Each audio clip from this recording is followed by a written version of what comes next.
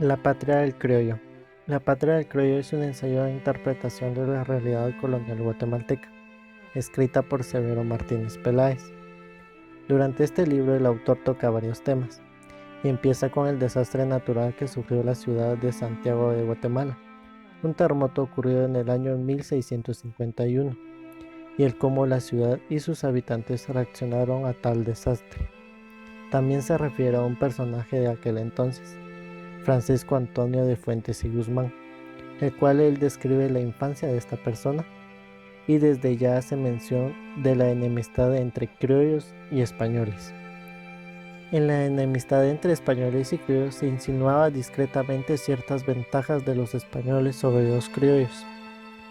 Habla sobre la deformación de la conquista de Guatemala que alcanzó su punto más extremo y grosero, en la idealización de Pedro de Alvarado, los avisos y embajadas que enviaba Alvarado a los indios antes de hacerles guerra. Eran una formalidad legal enderezada a justificar la violencia y la esclavización de prisioneros. También surgió dos instituciones coloniales importantísimas, la encomienda y el repartimiento, las cuales fueron instituciones que nacieron unidas y así permanecieron durante su primera etapa. También hubo la esclavitud autorizada y legal.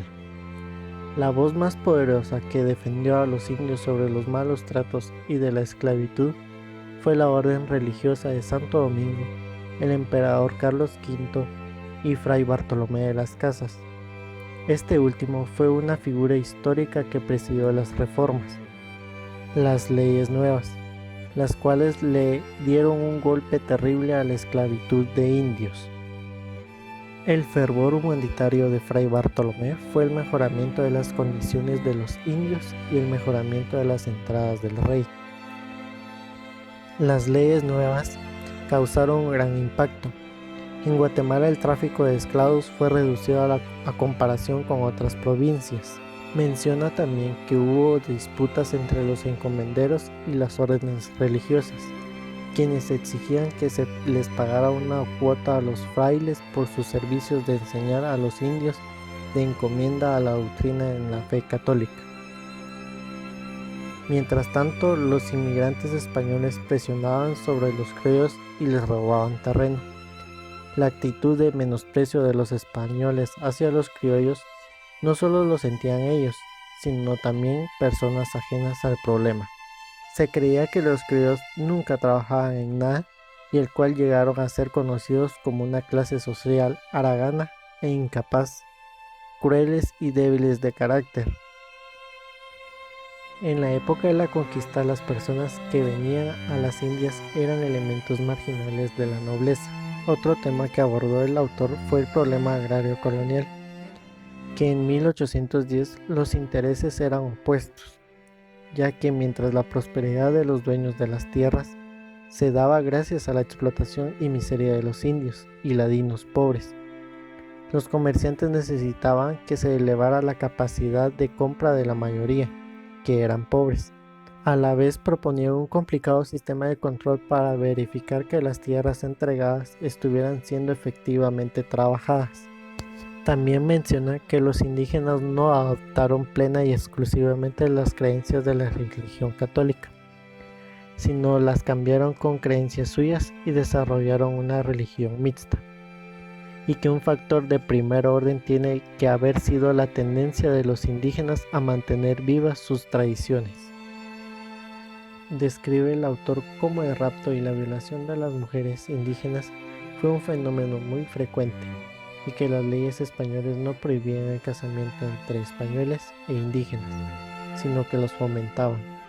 Sin embargo, los españoles, prefiriendo mantener las diferencias entre los dos grupos, no se casaron con ellas, sino que se dio un tipo de mestizaje feudal, el cual después de la etapa inicial del mestizaje, este se volvió un fenómeno muy complejo. Surgieron otros dos tipos de mestizaje: el mulato, que es español con negra, y el sambo, que es negro con india.